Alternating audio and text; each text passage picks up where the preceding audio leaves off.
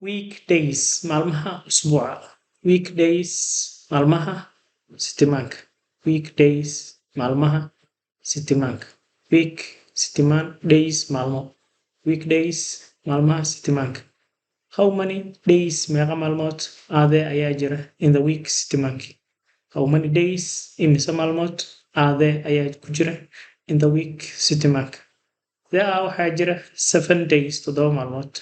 There are waxaa jira 7 days toddoba maalmood in the week sitimaanka. What are they maxay yihiin? What are they maxay kala yihiin?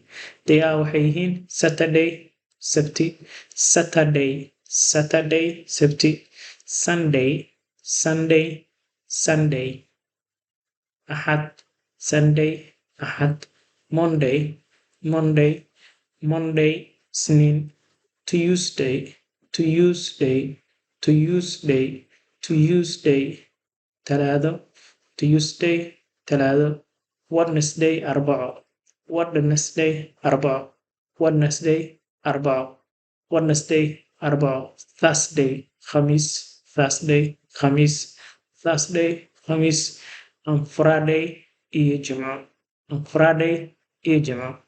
What is waa maxay today maanta? What is today maanta maxay tahay? What is today maanta maxay tahay? Today is Sunday, maanta waa Axad.